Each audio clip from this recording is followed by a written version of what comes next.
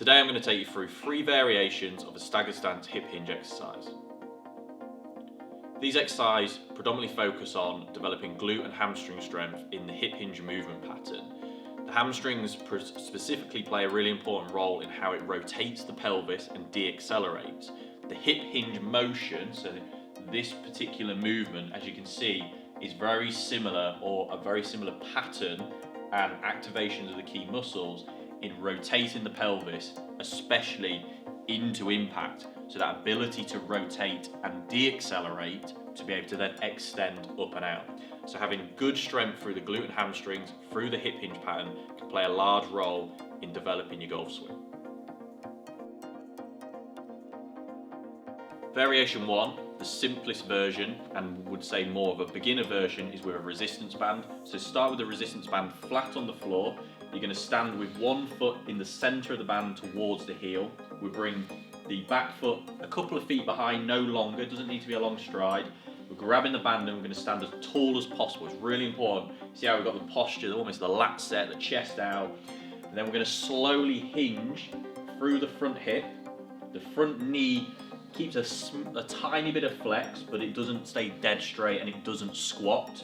So we see that hinging motion, we've pushed back.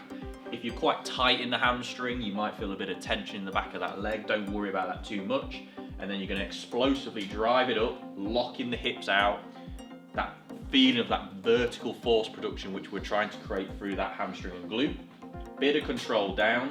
You want to go as low down as you can until you start to feel that the tension's going to be lost. So if we hold it here, you can still see there's tension on the band. If you was to go a little bit lower, we've lost that tension, and that hamstring and glute has probably lost some of its tension. So just find that end range of motion, 8 to 12 reps with the band, powerful and explosive up, pushing through that lead heel.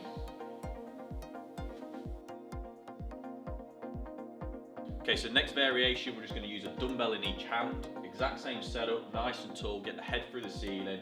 Feet no wider than the hip width apart. We're just going to bring one foot a couple of feet back. You can see how we can still get that back heel on the ground.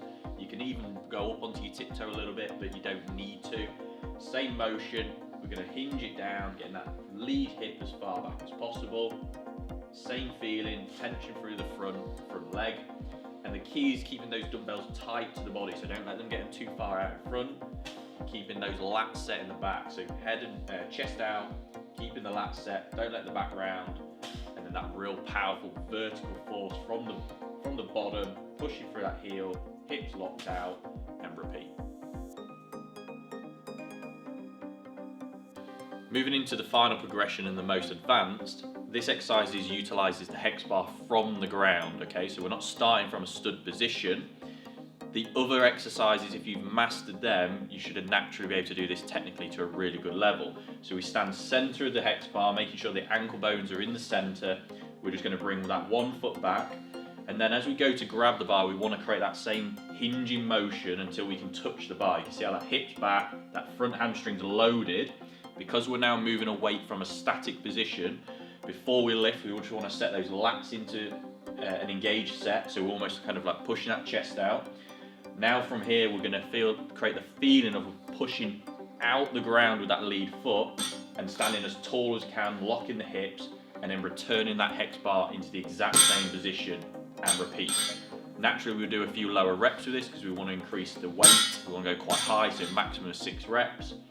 We're just training that feeling of keeping the hinging pattern correct, but now that vertical force production out of the ground.